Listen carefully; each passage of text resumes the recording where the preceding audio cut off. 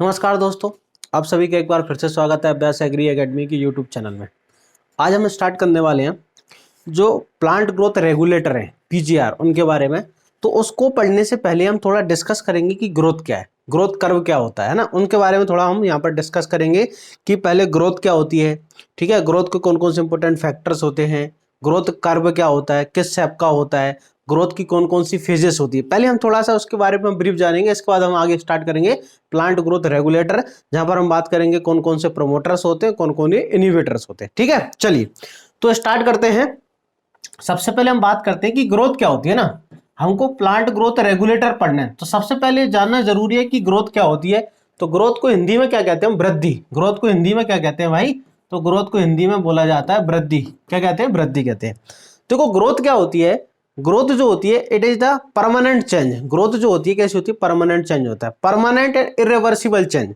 Growth आपसे कोई पूछा जाए कैसा बदलाव होता है, तो ग्रोथ इज, ठीक है, ग्रोथ इज परमानेंट। कैसा होता है, परमानेंट एंड इरिवर्सिबल, इरिवर्सिबल,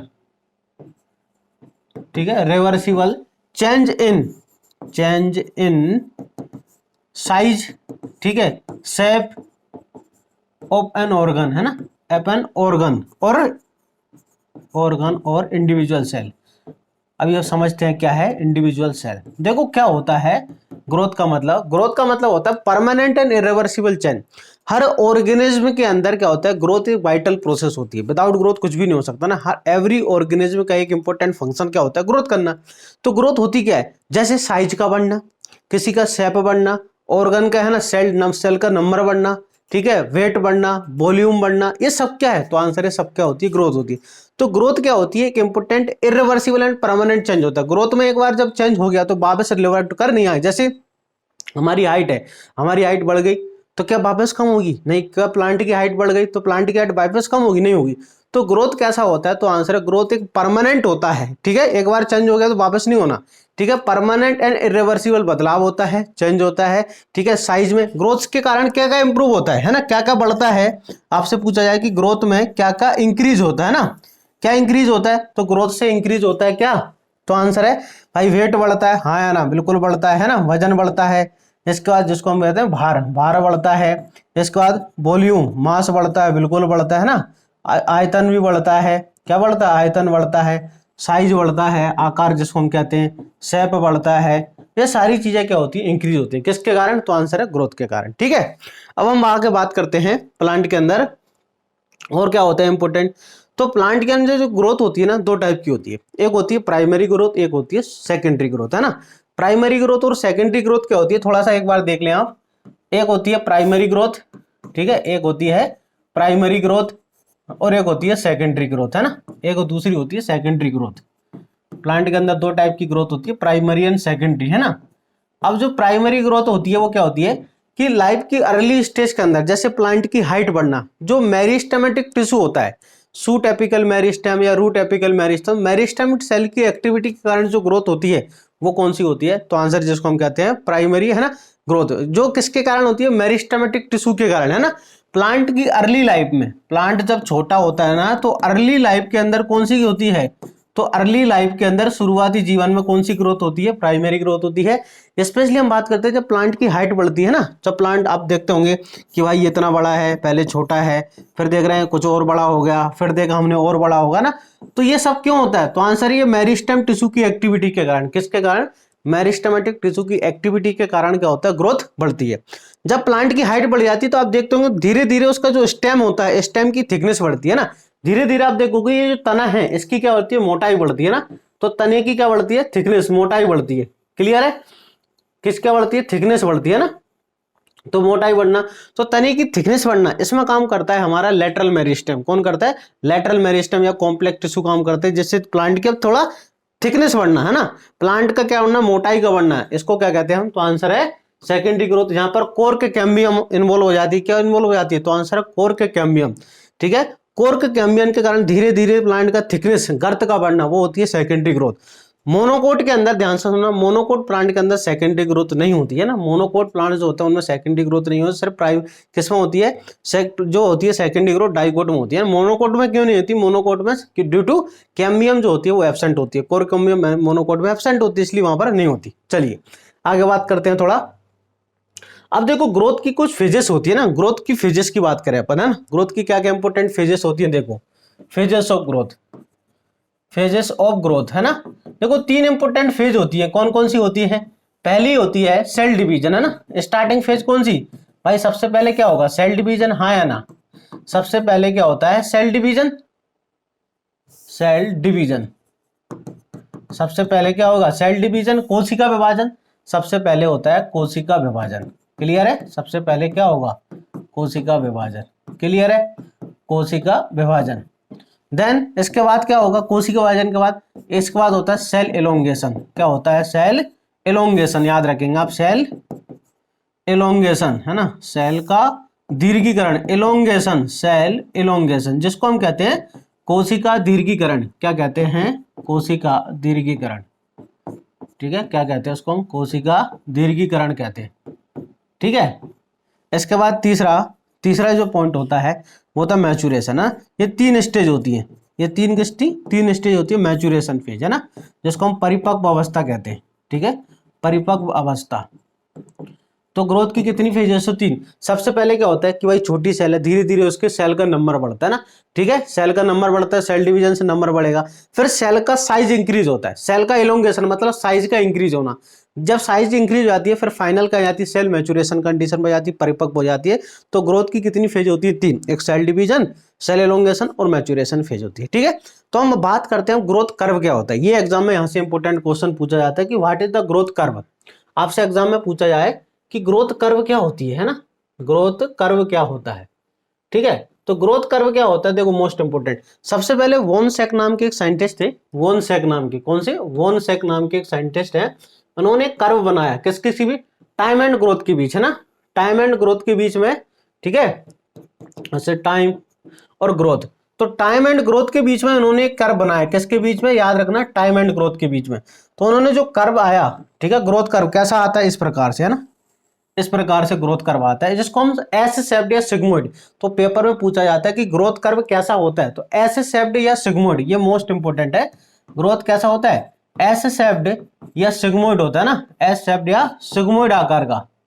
कैसा होता है भाई, सिग्मोइड, याद रखेंगे आप, कैसा होता है, एफ या सिग्मोइड शेप। ठीक है, सिग्मोइड ग्रोथ कर्व जिसको हम कहते हैं, ये एग्जाम में पूछा जाता है, मोस्ट इंपोर्टेंट है कि ग्रोथ कर्व कैसा होता है, किस शेप का होता है, एस शेप या सिग्मोइड कर्व। इस ग्रोथ कर्व के अंदर 3 इंपोर्टेंट स्टेजेस होती है, फेजेस होती है, वो एग्जाम में पूछी जाती है, मोस्ट इंपोर्टेंट है। लैग फेज, सबसे पहले वाली जो होती है लैग फेज होती है, याद रखना, लैग फेज। दूसरी जो फेज होती है, ठीक है, वो होती है लॉग फेज। कौन सी, लॉग, कौन सी होती है, लॉग फेज होती है, जिसको हम एक्सपोनेंशियल फेज भी कहते हैं। क्या कहते हैं, एक्सपोनेंशियल, एक्सपोनेंशियल, उसे हम क्या कहते हैं, एक्सपोनेंशियल फेज भी कहते हैं। लास्ट में जो स्टेज होती है हमारी, ये होती है स्टेशनरी फेज। क्या होती है, स्टेशनरी फेज, ये मोस्ट इंपोर्टेंट है, जो एग्जाम में पूछे जाती है ना। तो लैग फेज में क्या होता है, ये शुरुआती अवस्था होती है जीवन की, लाइफ की शुरुआती स्टेज होती है, जिसमें क्या होता है, ग्रोथ जो होती है स्लो रेट से होती है ना, ग्रोथ जो होती है स्लो रेट से। ग्रोथ आपसे पूछेंगे, ग्रोथ जब कर्व की किस स्टेज में ग्रोथ बहुत फास्ट होती है, ठीक है, एक्सपोनेंशियल, चरघातांक की दर से होती है ना, 2 से 4, 4 से 8, 8 से 16, 16 से 32, 64, 128, है ना, इस स्पीड से बढ़ती है। तो ग्रोथ जो होती है, ग्रोथ कर्व की किस फेज में बहुत स्पीड से चलती है, ऐसा क्वेश्चन है एग्जाम में। तो ग्रोथ यहाँ पर फास्ट होती है ना, इस फेज के अंदर, किसमें, तो जो लॉग फेज या एक्सपोनेंशियल फेज होती है, इसके अंदर ग्रोथ क्या होती है, बहुत तेजी से होती है, और लास्ट में चल के ग्रोथ क्या हो जाती है, रुक जाती है, धीरे धीरे कम होने लगती है। तो 3 स्टेज होती है, lag phase, log phase, stationary phase. ठीक है, चलिए आगे बढ़ते हैं। शेप कैसा होता है, एस शेप्ड होता है या सिग्मोइड ग्रोथ कर्व होता है। क्लियर है, चलिए आगे बात करते हैं अपन। अब ग्रोथ की बात करते हैं कि ग्रोथ को कौन कौन से फैक्टर अफेक्ट करते हैं, ग्रोथ को कौन कौन से फैक्टर, याद रखना, अफेक्ट करते हैं। तो बहुत सिंपल फैक्टर होते हैं ना, कौन कौन से फैक्टर्स होते हैं, जैसे इन्वायरमेंटल फैक्टर होते हैं एक तो, या फिर एक्सटर्नल लिखो या इन्वायरमेंटल फैक्टर लिखो ना। एक्सटर्नल फैक्टर होते हैं जैसे कौन कौन से भाई, जैसे लाइट है, हाँ या ना, बिल्कुल लाइट है, दूसरा टेम्परेचर होता है, ठीक है, ऑक्सीजन है, ये सब क्या है, ठीक है, वाटर है, ये सब जो इन्वायरमेंटल फैक्टर होते हैं, light, temperature, oxygen, H2O, minerals, ठीक है, ये सब क्या है, इंटरनल एक्सटर्नल फैक्टर होते हैं ना। देन इसके बाद होते हैं इंटरनल जेनेटिकल फैक्टर, है ना, ये भी इंपॉर्टेंट है, जीनोटाइप भी इंपॉर्टेंट होता है, इंटरनल फैक्टर या जेनेटिकल फैक्टर, ठीक है, या जेनेटिकली फैक्टर ये भी इंपॉर्टेंट होते हैं। जैसे प्लांट का जीनोटाइप क्या है उसके आधार पर जो होते हैं हार्मोन्स हैं, ठीक है, तो ये सब क्या होते हैं, इंटरनल फैक्टर के अंदर आते हैं, ठीक है। अब ग्रोथ के इंटरनल फैक्टर में आता है हार्मोन्स, प्लांट ग्रोथ रेगुलेटर्स। तो प्लांट ग्रोथ रेगुलेटर्स किसे कहते हैं, आपसे एग्जाम में पूछा है कि what is the plant growth regulator. ये तो हमने पढ़ ली ग्रोथ के बारे में थोड़ा सा बेसिक।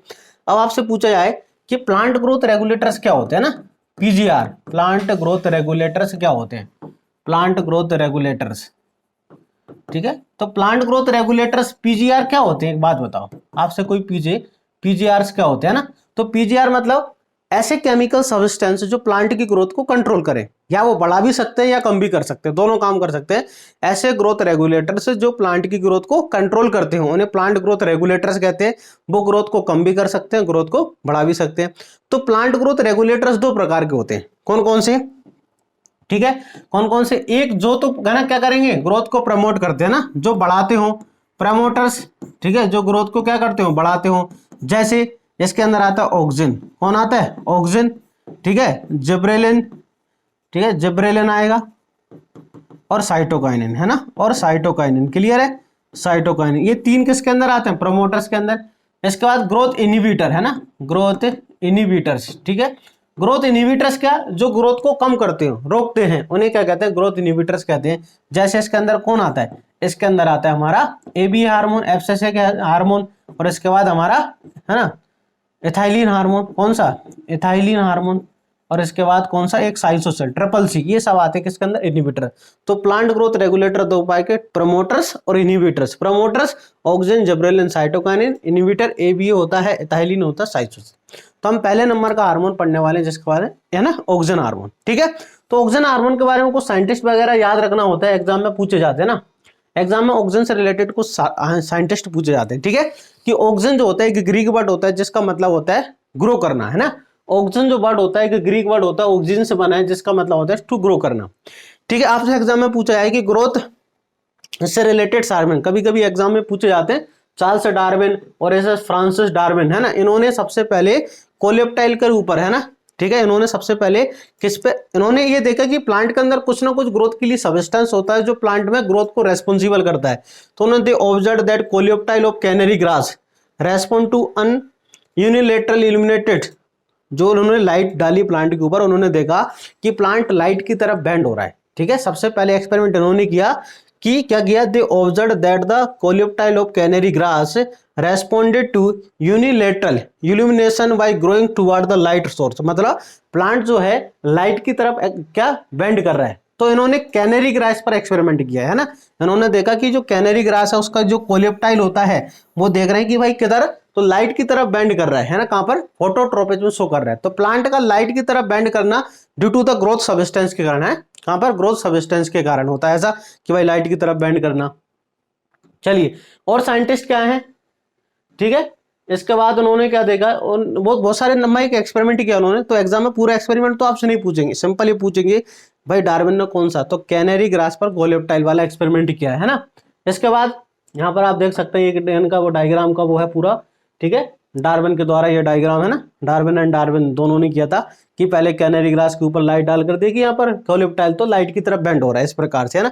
ऐसा सेम एक्सपेरिमेंट किसने करके देखा, तो आंसर है किसने करके देखा, यहाँ पर दो साइंटिस्ट हो रहे हैं, आप देख सकते हैं, ये डार्विन का और ये वॉयसन एंड जॉनसन, इन्होंने भी ऐसा ही सेम एक्सपेरिमेंट करके देखा, ठीक है। इन्होंने माई का बैरियर लगा के एक्सपेरिमेंट करके देखा, तो सेम एक्सपेरिमेंट इन्होंने भी करके देखा कि प्लांट लाइट एक्सपेरिमेंट हो रहा है जिलेटिन लगा लगाकर। तो एग्जाम में एक्सपेरिमेंट से सिर्फ साइंटिस्ट का नाम पूछा जाता है, साइंटिस्ट का नाम इंपोर्टेंट है जो एग्जाम में पूछा जाएगा यहाँ पर, ठीक है।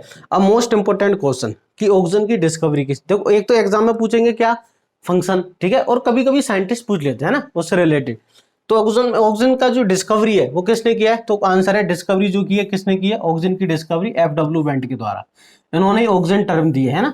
ऑक्सीजन की डिस्कवरी किसने की है, एफडब्ल्यू बेंट ने की है, ऑक्सीजन टर्म इन्होंने दी। इन्होंने किस पर एक्सपेरिमेंट किया, तो tips of the coleoptile oat seedling, इन्होंने किस पर है, तो अंदर tip of the coleoptile of the oat seedling किस पर, जई, है ना।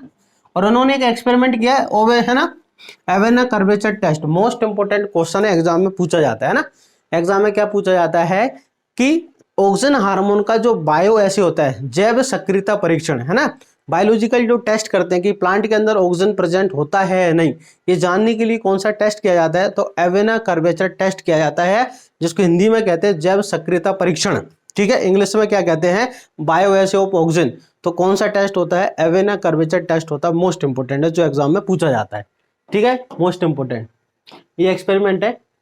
हाँ, क्या ह्यूमन से भी ऑक्सीजन की डिस्कवरी की गई है क्या, ह्यूमन, तो हाँ ह्यूमन से भी, ह्यूमन का जो पैलेग्रा पेशेंट है, एक पैलेग्रा पेशेंट से पहली बार एक जो नेचुरल ऑक्सीजन की डिस्कवरी की गई है, किसके द्वारा, कोगल एंड होजन स्मिथ से, इन्होंने फर्स्ट टाइम है ना ह्यूमन यूरिन से क्या किया, ऑक्सीजन की डिस्कवरी की गई है। ठीक है, मोस्ट इंपोर्टेंट क्वेश्चन, ऑक्सीजन का सिंथेसिस किससे होता है, प्रीकर्सर क्या, तो ऑक्सीजन का सिंथेसिस जो होता है ट्रिप्टोफैन अमीनो एसिड से होता है। किससे, ट्रिप्टोफैन अमीनो एसिड ऑक्सीजन का प्रीकर्सर होता है, जहां पर जिंक वो होता है, जिंक हमारा तत्व होता है, एलिमेंट काम करता है। तो मोस्ट इंपोर्टेंट है कौन, ट्रिप्टोफैन अमीनो एसिड है ना। आपसे एग्जाम में पूछा जाएगा कि भाई ऑक्सीजन हार्मोन जो होता है, ऑक्सीजन हार्मोन जिसका बायोसिंथेसिस या जैव संश्लेषण किसके द्वारा होता है, तो इसका प्रीकर्सर या पूर्ववर्ती पदार्थ क्या होता है, इसका पूर्ववर्ती पदार्थ होता है भाई ऑक्सीजन का ट्रिप्टोफैन अमीनो एसिड होता है। किसकी प्रेजेंस में काम करता है, जिंक है ना, यहाँ पर याद रखना, zinc also necessary for the biosynthesis of oxygen. ठीक है, oxygen are generally produce by the growing apices of, oxygen ज्यादा से ज्यादा कहां बनता है, सूट के अंदर, shoot apical meristem, root apical, तो सूट के अंदर ज्यादा बनता है। ठीक है, आफ्टर सिंथेसिस, ठीक है, ऑक्सीजन माइग्रेट करता है, भाई ऊपर बनेगा तो नीचे की तरफ आएगा, तो ऑक्सीजन का जो ट्रांसपोर्ट होता है वो कैसा होता है, बेसिपिटल। ये एग्जाम में पूछा जाता है ना, मोस्ट इंपोर्टेंट है, पोलर एंड बेसिपिटल होता है ना, ऑक्सीजन का जो ट्रांसपोर्ट होता है ध्रुवीय तथा बेसिपिटल होता है, मोस्ट इंपोर्टेंट है, जो एग्जाम में क्वेश्चन पूछा जाता है। ठीक है, अब एग्जाम में क्या पूछेंगे, एग्जाम के अंदर क्या कोई सिंथेटिक ऑक्सीजन भी होता है क्या, नेचुरल ऑक्सीजन तो होती ही है, जैसे IA एक नेचुरल ऑक्सीजन है, IBA एक नेचुरल ऑक्सीजन है ना, indole acetic acid, indole butyric acid क्या होते हैं, तो आंसर है भाई नेचुरल है। क्या आर्टिफिशियल भी कोई ऑक्सीजन होता है जो ऑक्सीजन की तरह काम करता है, तो बहुत सारे हार्मोन यहाँ पर सिंथेटिक जो है ना, नेचुरल जो होते हैं वो भी ऐसे 2,4-D है, क्या है, तो हमारा एक आर्टिफिशियल है। तो यहाँ पर देखो क्या लिखा है, oxygen are the two types, एक होता है नेचुरल, तो such oxygen are been isolated from the plant, जैसे इंडोल 3 एसिटिक एसिड और इंडोल 3 ब्यूटारिक एसिड। तो IAA और IBA ये तो प्लांट से निकलते हैं, तो ये हो गया हमारे प्राकृतिक नेचुरल। हाँ ना, आपसे पूछा कि भाई नेचुरल ऑक्सीजन कौन सा होता है, नेचुरल ऑक्सीजन होता है इंडोल एसिटिक एसिड और इंडोल ब्यूटारिक एसिड। ठीक है, दो हो गए नेचुरल। अब क्या मार्केट के अंदर कोई आर्टिफिशियल भी आता है ऑक्सीजन, यस बहुत सारे आर्टिफिशियल भी आते हैं, जैसे 2,4-D होता है नेप्थलिक एसिटिक एसिड है, ये एग्जाम में क्वेश्चन आते हैं कि 2,4-D किसकी तरह वर्क करता है, ऑक्सीजन की तरह वर्क करता है। ठीक है, नेप्थलिक एसिटिक एसिड किसकी तरह वर्क करता है, तो आंसर है ऑक्सीजन की तरह। 2,4,5-T ऑक्सीजन की तरह वर्क करता है। IPA इंडोल प्रोपियोनिक एसिड, तो आंसर है ऑक्सीजन की। ये सभी के सभी क्या है, तो आंसर है सिंथेटिक ऑक्सीजन है, और ये दोनों क्या होते हैं, नेचुरल ऑक्सीजन होता है जो प्लांट के अंदर मिलते हैं। चलिए अब हम बात करते हैं मोस्ट इंपोर्टेंट फंक्शन की, भाई ऑक्सीजन के इंपोर्टेंट फंक्शन क्या है। ठीक है, तो देखो ऑक्सीजन के इंपोर्टेंट फंक्शन एग्जाम में बहुत ज्यादा पूछे जाते हैं। सबसे मेन फंक्शन जो ऑक्सीजन का होता है एपिकल डोमिनेंस, क्या होता है, ऑक्सीजन का मेन फंक्शन होता है एपिकल डोमिनेंस। एपिकल डोमिनेंस क्या होता है समझना, ऑक्सीजन हार्मोन क्या करता है कि जो एपिकल बर्ड होती है, टॉप वाली जो बर्ड्स होती है, उनकी ग्रोथ को बढ़ाता है। क्या करता है, आपसे कोई पूछे ना कि एपिकल डोमिनेंस क्या होता है, आप समझना। ठीक है, एपिकल डोमिनेंस क्या होता है आप समझना एक बार, है ना, व्हाट इज एपिकल डोमिनेंस। ठीक है, तो एपिकल डोमिनेंस में क्या होता है कि प्लांट जो एपिकल बर्ड होती है ना, इनकी ग्रोथ को बढ़ाता है, और जो लेटरल बर्ड्स होती हैं, लेटरल वर्ड्स है, लेटरल एक्सिलरी वर्ड्स जो होती हैं, लेटरल एक्सिलरी वर्ड्स, क्या याद रखना, लेटरल एक्सिलरी जो वर्ड्स होती हैं उनकी ग्रोथ को तो क्या करता है, कम करता है, इनहिबिट करता है ना, इनकी ग्रोथ को रोककर प्लांट की हाइट को बढ़ाता है। एपिकल डोमिनेंस का मतलब होता है सीधा सीधा प्लांट की हाइट को बढ़ाना। ठीक है, प्लांट की लंबाई को बढ़ाना, तो एपिकल डोमिनेंस शीर्ष प्रभावित है। ये इंपोर्टेंट फंक्शन किसका है, तो आंसर ऑक्सीजन का एक इंपोर्टेंट फंक्शन होता है।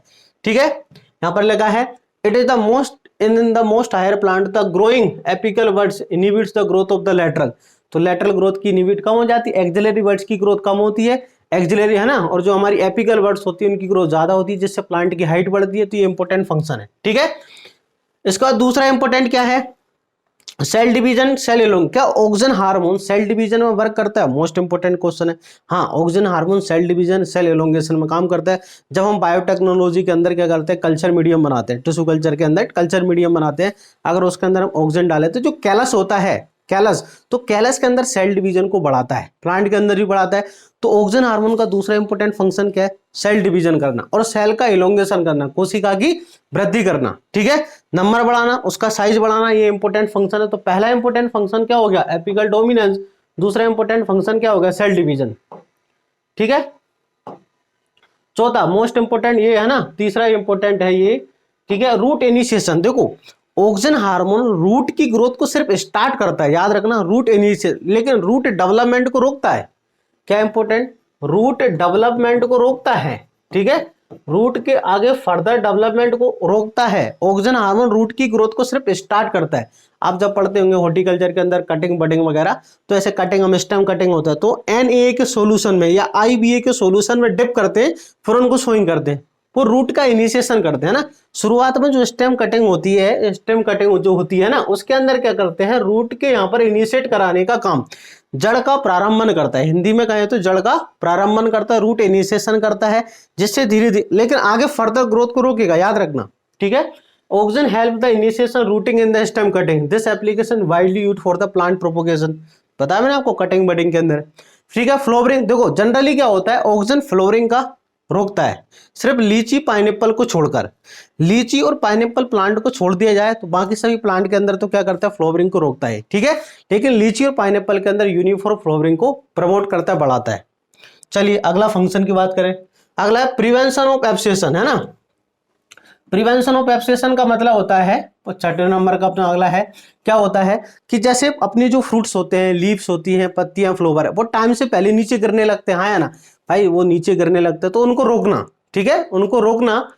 Oxygen help to prevent the fruit and leaf drop, लगा है कि भाई अर्ली स्टेज के अंदर आपने देखा होगा बहुत सारे हमारे जो फ्रूट होते हैं, जैसे पपाया है, सिट्रस, उसमें फ्रूट मैच्योर होने से पहले, पकने से पहले ही क्या हो जाते हैं, ड्रॉप हो जाते हैं। तो ड्रॉप होने से रोकने के लिए क्या करते हैं, ऑक्सीजन का स्प्रे। अगर आप ऑक्सीजन का स्प्रे कर दोगे तो जो एब्सेशन होता है, मतलब बिलगन जिसको हम कहते हैं, पत्तियों का झड़ना, फलों का झड़ना, वो क्या हो जाएगा, कम हो जाता है। फ्लोवर का झड़ना, वो प्रॉपर फिर मैच्योर होंगे प्लांट के अंदर, कुछ समय तक वहां पर वो अटैच रहेंगे, इतनी जल्दी झड़ते नहीं है। तो कहने का मतलब ऑक्सीजन हार्मोन क्या करता है, फ्रूट ड्रॉप को, फ्लोवर ड्रॉप को रोकता है, जिससे फार्मर की क्या होगी, तो आंसर है प्रोडक्शन बढ़ेगा, ये इंपॉर्टेंट है। पार्थेनोकार्पी, यस, बहुत सारे फ्रूट्स के अंदर ये क्या करता है, पार्थेनोकार्पी करता है, मतलब फ्रूट, सीडलेस फ्रूट का डेवलपमेंट भी। Oxygen induce parthenocarpy in the tomato, ठीक है। इसके बाद प्रिवेंशन ऑफ लोजिंग, लोजिंग का मतलब कि भाई तेज हवा जब चलती है तो प्लांट नीचे गिर जाता है, फॉल डाउन, हाँ या ना, प्लांट हवा के कारण नीचे गिर जाता है, तो ये स्टेम को मजबूत बनाता है, प्लांट को नीचे गिरने से रोकता है। लोजिंग से रोकने का मतलब क्या है कि प्लांट को नीचे से गिरने से रोकता है, मोस्ट इंपोर्टेंट है, क्लियर है, प्लांट को नीचे से गिरने से रोकेगा। Prevention of the lodging, it prevent the crop fall down on the ground, बताया ना मैंने आपको, जो आप तेज हवा जब चलती है तो प्लांट क्या होता है, फिर नीचे गिर जाते हैं, जैसे हमारा जो प्लांट डैमेज हो जाएगा, टूट जाएगा, जिससे फार्मर को अगर इसके स्प्रे कर दे तो स्टेम को मजबूत बनाता है, जिससे क्या होता है, प्लांट तेज हवा में नीचे नहीं करता, लोजिंग को रोकता है। और क्या करता है, फीमेलनेस, ये भी मोस्ट इंपोर्टेंट है। कुछ प्लांट्स के अंदर ये क्या करता है, फीमेल फ्लावर की संख्या को बढ़ाता है, किसकी, फीमेल फ्लावर की संख्या को बढ़ाता है, याद रखना, फीमेल फ्लावर। इसके बाद अगला इंपोर्टेंट क्या है, फ्रूट एंड फ्लावर थिनिंग, बहुत सारे हार्मोन जो होते हैं अपने NA होता है, क्या करता है, फ्रूट की संख्या को भी बढ़ाते हैं, फ्लावर की संख्या को भी बढ़ाते हैं। अगला है टिवा, ट्राइआयोडो बेंजोइक एसिड, भाई इसका कॉटन में यूज करते हैं, triiodo, it's use in the cotton cross for the detachment of mature cotton ball, मतलब टिवा का यूज किस में करते हैं, टॉपिंग में, ठीक है, या फिर आप समझो मैच्योर जो कॉटन बॉल्स होते हैं उनको रिमूव करने में, प्लांट के ऊपर स्प्रे कर दो तो जो मैच्योर बॉल होता है वो आसानी से अलग हो जाते हैं, ठीक है, ये केमिकल है टिवा, ट्राइआयोडो बेंजोइक एसिड। और क्या क्या हर्बिसाइड बीसीटीसाइड की तरह यूज कर सकते हैं, या 2,4-D जो होता है, 2,4-D, ठीक है, ध्यान से सुनना, कौन सा 2,4-D, तो 2,4-D ऑक्सीजन की तरह भी काम कर सकता है और हर्बिसाइड और वीडिसाइड की तरह काम कर सकता है। 2,4-D आपको मालूम है कि 2,4-D जो होता है, ठीक है, अगर इसकी कंसंट्रेशन 20 ppm से ज्यादा यूज करते हैं तो हर्बिसाइड की तरह यूज करता है, हर्बिसाइड की तरह काम करेगा, ठीक है। और 2,4-D अगर 2,4-D जो होता है लेस देन 20 ppm है तो ये हार्मोन की तरह वर्क करता है, ऑक्सीजन हार्मोन की तरह। 2,4-D किस प्रकार के वीड्स को किल करता है, तो डाइकोट वीड्स को, है ना, चौड़ी पत्ती वाले जो डाइकोट्स वीड होते हैं उनको ही किल करता है, ठीक है, यहाँ पर लिखा है डाइकोट वीट को, चौड़ी पत्ती वाले जो होते हैं ना, सिंपल भाषा में अगर कहें तो चौड़ी पत्ती वाले डाइकोट प्लांट्स को करने का काम करता है।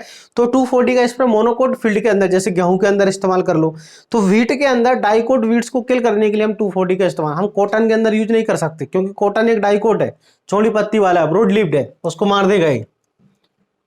अगला, ठीक है, पोटैटो डोरमेंसी मोस्ट इंपोर्टेंट है ना, ये मोस्ट इंपोर्टेंट। देखो ऑक्सिन हार्मोन पोटैटो और अपना जो ओनियन होता है, पोटैटो और जो ओनियन होता है उसके अंदर स्टोरेज कंडीशन, हमको पोटैटो, आज फार्मर ने हार्वेस्टिंग कर ली सपोज, अब फार्मर हार्वेस्टिंग कर ली तो हम पोटैटो को कोल्ड स्टोरेज के अंदर रखते हैं ना, अभी मार्केट में उसको प्राइस नहीं मिल रही, तो कुछ समय के लिए वो क्या करेगा, उसको स्टोर करके रखेगा, ठीक है, ताकि जब मार्केट के अंदर उसको प्राइस जब आएगी, प्राइस में हाइक आएगा, ठीक है, भाव वगैरह अच्छा होगा तब वो बेचेगा।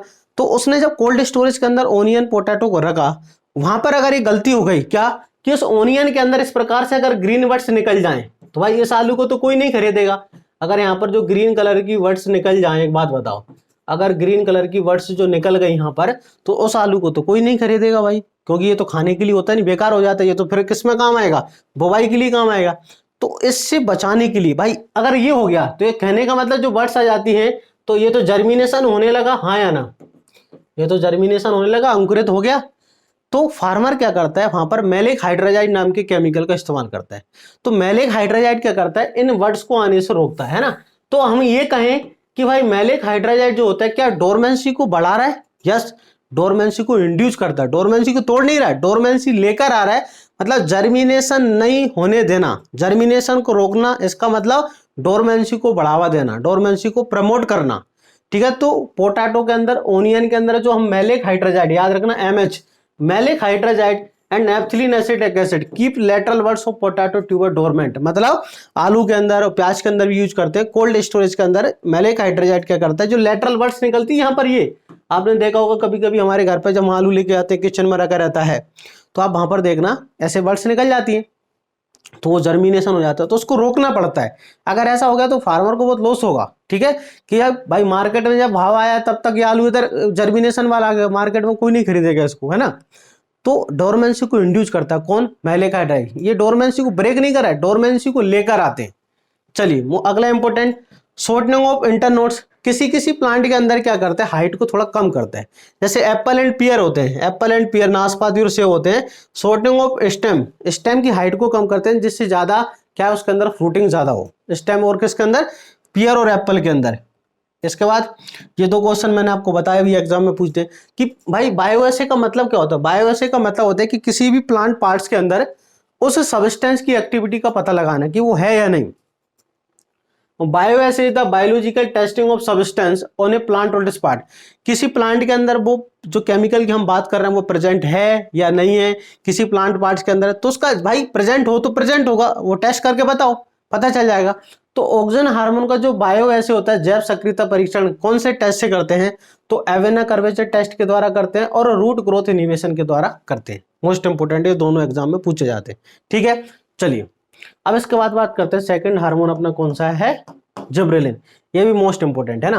देखो जिब्रेलिन हार्मोन की डिस्कवरी से रिलेटेड कुछ इंपोर्टेंट पॉइंट है। क्या इंपोर्टेंट पॉइंट है कि सबसे पहले क्या देखा, जापान के जो फार्मर्स थे, जापान के किसानों ने क्या देखा कि उनकी जो राइस के फील्ड है, राइस के फील्ड में अचानक कुछ प्लांट लंबे लंबे दिखाई दे रहे हैं, ठीक है, अचानक कुछ प्लांट क्या देख रहे हैं भाई, लंबे लंबे नजर आ रहे हैं। जापान के साइंटिस्टों, किसानों ने ऐसा देखा कि उनके खेत के अंदर कुछ लंबे पीले पतले प्लांट नजर आ रहे हैं, तो उनको तो कुछ समझ में नहीं आया, ठीक है। फिर साइंटिस्टों ने रिसर्च की और बताया कि जो प्लांट ऐसे लंबे लंबे नजर आ रहे हैं ना हमको, ठीक है, ऐसे राइस का फील्ड जो है, ठीक है ना, राइस के फील्ड के अंदर कुछ प्लांट ऐसे लंबे लंबे नजर आ रहे हैं, ठीक है, कुछ प्लांट ऐसे लंबे लंबे पतले पीले से हो गए।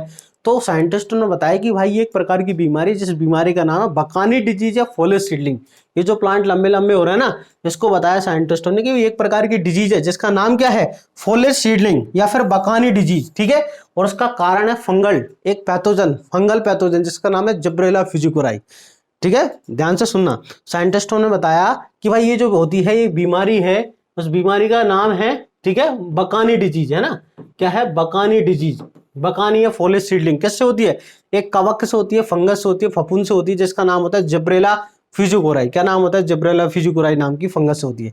तो आगे चल के फर्दर जिब्रेलिन हार्मोन भी इसी से खोजा गया ना, जिब्रेलिन हार्मोन की डिस्कवरी भी इसी फंगस से की गई है, ठीक है, याद रखना किससे, तो हमने ये हिस्ट्री पढ़ी है ना, ये इसी से रिलेटेड है, ठीक है, तो आगे फर्दर भाई है ना, दो साइंटिस्ट है याद रखना, कुरोसावा एंड स्वाडा, ठीक है, कुरोसावा एंड स्वाडा नाम के साइंटिस्ट हैं, reported that appearance of the symptoms of the disease in infected rice seedling, ठीक है, treated the sterile filters of the fungus, उन्होंने बताया कि हाँ ये बीमारी इससे होती है, किससे, फंगस से, ठीक है। तो याबूटा एंड सिमिकी जो है, याबूटा और सुमिकी डिस्कवर्ड ए ग्रोथ हार्मोन, इन दोनों ने, किसने, याबूटा और सुमिकी के द्वारा ग्रोथ हार्मोन की डिस्कवरी, जो कि जेनेटिक ड्वार्फिज्म को कम करता है। जो ऑक्सीजन हार्मोन का एक इंपॉर्टेंट फंक्शन होता है कि आनुवांशिक बोने प्लांट जो होते हैं, जेनेटिक ड्वार्फ प्लांट होते हैं ना, उनको बढ़ाने का काम करता है। तो है ना, याबूटा एंड सुमिकी नाम के साइंटिस्ट, इन्होंने जिब्रेलिन हार्मोन की डिस्कवरी की, किससे, फंगस, किससे, फंगस से, फंगस का नाम जिब्रेला फिजिकोराई नाम के फंगस से की, ठीक है।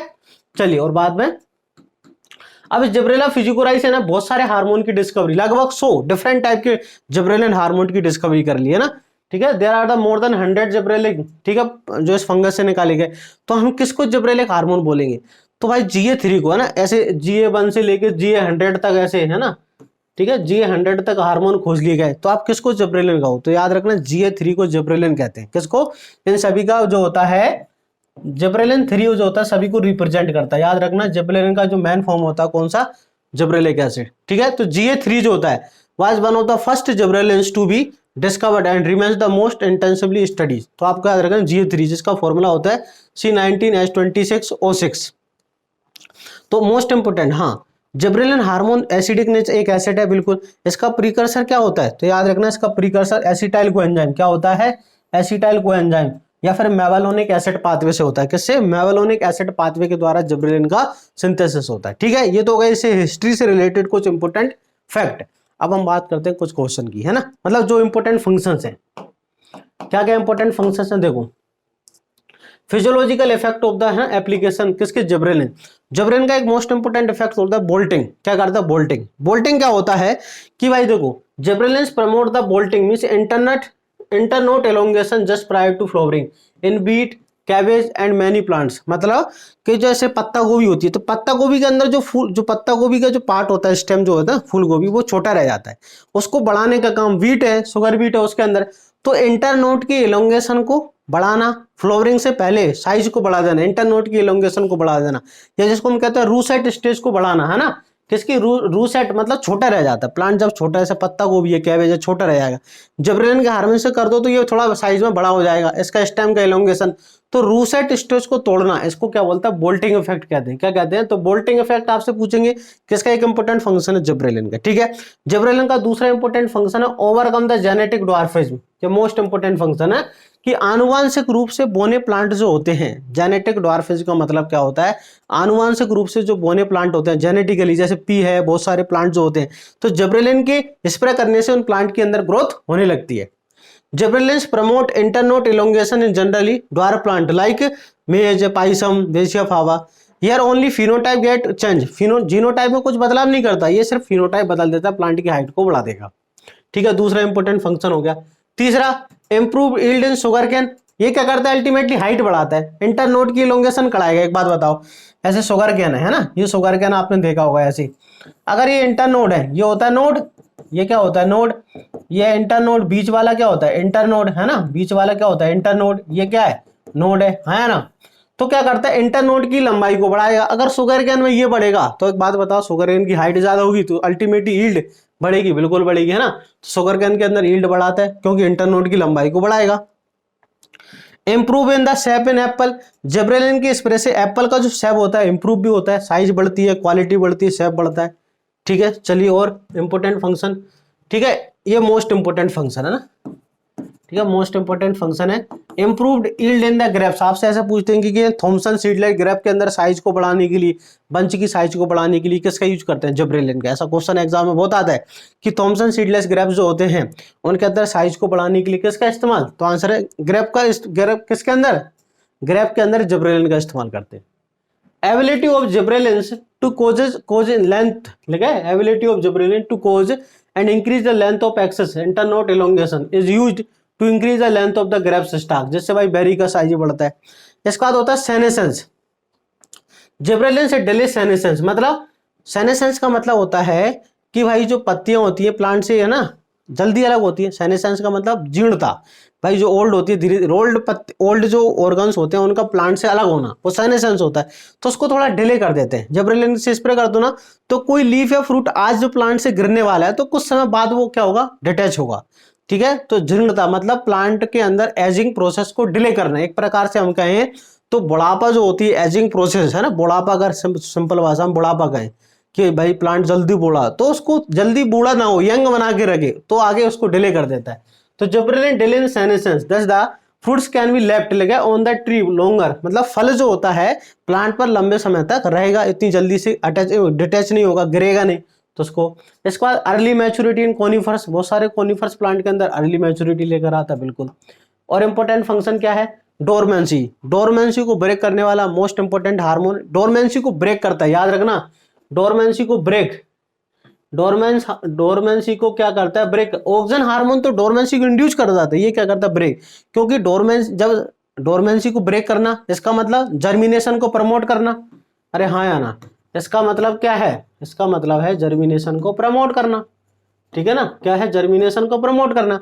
तो जर्मिनेशन के प्रमोट के समय जो क्या होता है, यहाँ पर एल्यूरोन लेयर एंडोस्पर्म जो होता है वहां पर अल्फा एमाइलेज जो एंजाइम्स होते हैं उनकी एक्टिविटी को बढ़ा देता है। Gibberellins induce the synthesis of hydrolysing enzyme जैसे alpha amylase, lipase, proteases. This enzyme hydrolyse the stored food present in the seeds and buds. This process result the breaking of their seed dormancy. तो seed dormancy breaking hormone most important कौन सा होता है, gibberellin होता है। ठीक है, इसके बाद जिब्रेलिन का और किसमें करते हैं, ईस्ट की फंगस की ग्रोथ कराने के लिए ब्रेविंग इंडस्ट्री के अंदर। Gibberellin used in the speed of the malting process in braving industry, है ना। किसकी, ब्रेविंग इंडस्ट्री का मतलब दारू बनाने, अल्कोहल की इंडस्ट्री जो होती है, तो माल्टिंग प्रोसेस को बढ़ाने के लिए भी इसका इस्तेमाल करते हैं। और क्या करते हैं, फ्लोवरिंग इन एलडीपी, फ्लोवरिंग क्या करते हैं, एलडीपी के अंदर फ्लोवरिंग को बढ़ाता है। मतलब सोडे प्लांट जो होते हैं, एलडीपी प्लांट है उनके अंदर कम दिन के अंदर सोडे के अंदर फ्लोवरिंग लेके आना। अगला इंपोर्टेंट फंक्शन मेलनेस, अगला इंपोर्टेंट फंक्शन क्या होता है, मेलनेस होता है। मेलनेस का मतलब क्या, कि भाई ये नर पुष्पों की संख्या है ना, मेल फ्लावर की संख्या को बढ़ाता है, जबकि हमारा ऑक्सीजन क्या कर रहा था, फीमेल फ्लावर की संख्या को बढ़ाता है। अगला सब्स्टिट्यूट फॉर बर्निलाइजेशन, मोस्ट इंपोर्टेंट है ये भी। मतलब कि भाई जिन प्लांट को लो टेम्परेचर की रिक्वायरमेंट होती है, जिन प्लांट को लो टेम्परेचर की रिक्वायरमेंट होती है, किसके लिए, फ्लावरिंग के लिए, तो लो टेम्परेचर की रिक्वायरमेंट होती है फ्लावरिंग, जैसे कैबेज है, रेडिश है।